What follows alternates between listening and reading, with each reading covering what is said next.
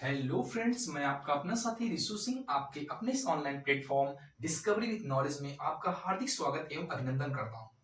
Friends, आज हम जो है इस चैनल के माध्यम से आपको जो है कॉम्पिटिटिव एग्जाम में पूछे जाने वाले सभी महत्वपूर्ण बिंदुओं के बारे में पढ़ेंगे। आज जो हमारा पहला बिंदु होगा वो होगा प्रमुख संगठन। कुछ प्रमुख संगठन में जो हम पहले संगठन को पढ़ रहे होंगे वो हमारा होगा लीग ऑफ नेशंस यानी राष्ट्र संघ।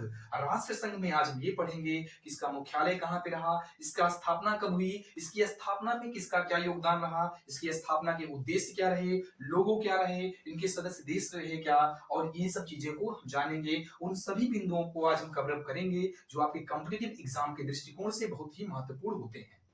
सबसे पहली बात जो इसमें जानने योग्य है वो लीग ऑफ नेशंस यानी राष्ट्र संघ जो है, राष्ट्र संघ को क्यों बनाया गया। यानी किसी भी चीज को अगर फॉर्म किया जाता है, बनाया जाता है तो उसके लिए कोई ना कोई उद्देश्य होता है। क्यों बनाया गया, इसके बनाने की जरूरत क्या थी, तो हम देखते हैं। पहला जो जैसा कि हमको पूर्व विदित है कि 1914 में ही प्रथम विश्व युद्ध आपका प्रारंभ हो गया था। तो प्रथम विश्व युद्ध के अंतर्गत होने वाले भारी नरसंहार को देखते हुए तत्कालिक राष्ट्रपति यूएसए के जो थे, जिनका नाम था वुडरो विल्सन, वुडरो विल्सन ने एक जो है एक संगठन के बारे में सोचा। उन्होंने उनके दिमाग की एक उपज आई, उनके दिमाग में एक बात चली कि इस भारी नरसंहार को किस प्रकार से रोका जाए। उसके लिए उन्होंने जो है लीग ऑफ नेशंस की जो है एक जहन उनके उनके जहन में ये संगठन चला। ठीक है, तो उसका प्रस्ताव जो है 25 जनवरी 1919 को हुआ वर्जीलिया संधि के अनुसार। यानी वर्जीलिया संधि के अनुसार 25 जनवरी 1919 को जो है आपकी राष्ट्र संघ की बात की गई। राष्ट्र संघ जो है यह वुडरो विल्सन के दिमाग की उपज थी, इसीलिए इनको संस्थापक कहा जाता है लीग ऑफ नेशंस का। लीग ऑफ नेशंस के प्रस्ताव जो है 25 जनवरी 1919 को पारित हो गया। लेकिन इसकी स्थापना की अगर बात की जाए, अगर आपसे स्थापना पूछा जाता है तो स्थापना आपकी 10 जनवरी 1920 को होती है। 10 जनवरी 1920 की इसकी स्थापना हो जाती है। और अगर आपसे मुख्यालय पूछा जाता है तो मुख्यालय आपका कहाँ था, जिनेवा स्विट्जरलैंड में। आपका मुख्यालय लीग ऑफ नेशंस कहाँ पे था भाई, लीग ऑफ नेशंस का मुख्यालय कहाँ पे था, जिनेवा स्विट्जरलैंड में। ठीक है, आगे वाले बिंदु पे आते हैं। इसकी भाषाओं की अगर बात करें, ये भाषाएं क्या थी भाई, किसी भी संगठन को चलाने के लिए कुछ जो है भाषाओं की आवश्यकता होती है। यानी किन भाषाओं में वहां पे काम काज किए जाएंगे, तो इसकी जो आधिकारिक भाषाएं थी वो 3 भाषाएं थी। वो कौन कौन सी थी, फ्रांसीसी थी, अंग्रेजी थी और स्पेनिश थी। इन 3 भाषाओं में यहाँ पे कार्य किए जाते थे।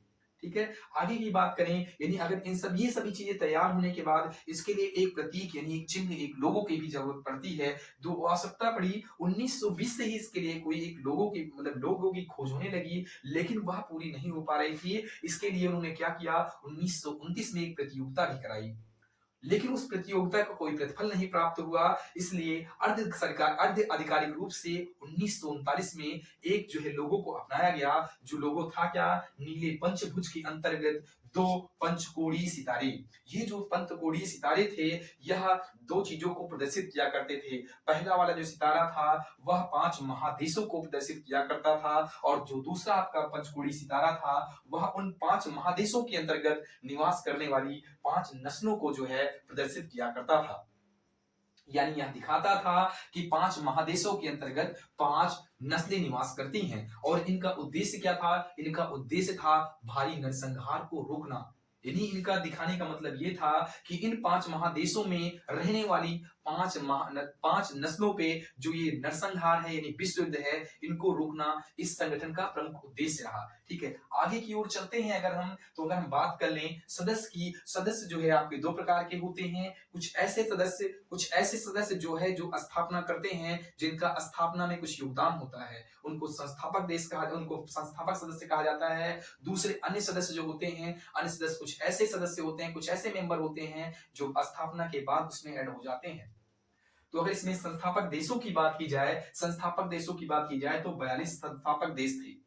अगर अन्य सदस्यों की बात किया जाए तो 16 अन्य सदस्य इसमें ऐड हुए। मींस टोटल इसमें 58 सदस्यों की बात की जाती है। 58 आपके सदस्य रहे हैं। ठीक है, यह संघ जो था इसका मुख्य उद्देश्य क्या था, मुख्य उद्देश्य था नरसंहार को रोकना यानी विश्व युद्ध को रोकना। लेकिन होता क्या है एग्जैक्टली, यह अपने भारी नरसंहार को यानी बोल सकते थे आप विश्व युद्ध को रोक नहीं सका, यानी द्वितीय विश्व युद्ध को रोक नहीं सका। और न रोक पाने का भी बहुत बड़ा कारण ये था कि आपके जो 2 बहुत शक्तिशाली देश थे, जैसे आपका यूएसए और आपका यूएसएसआर, यानी बोले तो आपका अमेरिका और आपका ये संयुक्त राष्ट्र अमेरिका और आपका सोवियत संघ रूस, दो शक्तिशाली देश थे और ये दोनों इसके सदस्य नहीं थे। रूस बहुत अंत में इसका सदस्य बना, लेकिन वह भी ज्यादा दिन तक इसका सदस्य नहीं रहा और उन्हीं दोनों की वजह से ये जो है द्वितीय विश्व युद्ध होता है और यह जो है संस्था अपना कार्य कर पाने में विफल रहती है। अगर ये पूछा जाए इस संस्था ने अपना कार्य कब से करना बंद कर दिया, तो 20 अप्रैल 1946 से इस संस्था ने अपना कार्य करना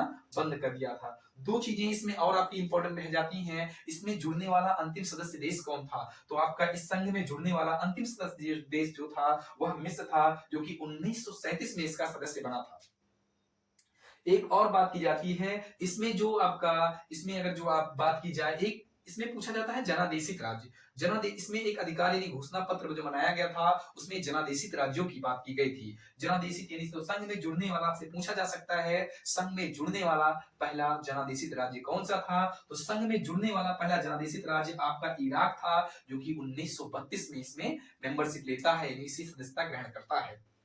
इसकी बातें कवर हो गई हैं। अब हम आगे बात कर लें। मीन्स हमने देखा है कि आपका जो संयुक्त राष्ट्र संघ था इसने 20 अप्रैल 1946 को अपना कार्य करना बंद कर दिया। रीजन क्या था? रीजन वही था द्वितीय विश्व युद्ध का हो जाना और जिस उद्देश्य से इसको बनाया गया था उस उद्देश्य की प्रतिपूर्ति न कर पाना। लेकिन इस संस्था का ही जो है एक अंग जो था, इस संस्था की एक अंग, इसके बहुत सारे अंग थे और इसमें से एक अंग आज भी कार्यरत है जिसका नाम है ILO, यानी इंटरनेशनल लेबर ऑर्गेनाइजेशन। इसका फुल फॉर्म भी आपसे पूछा जाता है, यानी अंतरराष्ट्रीय मजदूर संघ। अंतरराष्ट्रीय मजदूर संघ जो है वह आपका जो है इससे पूछा जाता है। यह अभी भी कार्यरत है और आज भी कार्यरत है। इसकी स्थापना अगर पूछी जाए 11 अप्रैल 1919 में इसकी स्थापना हुई और इसका मुख्यालय जो है सेम वही जेनेवा स्विट्जरलैंड में इसका मुख्यालय है और यह आज भी कार्यरत है। तो आई होप कि आप सभी को ये जो जानकारी दी गई है ये आपको अत्यधिक पसंद आएगी और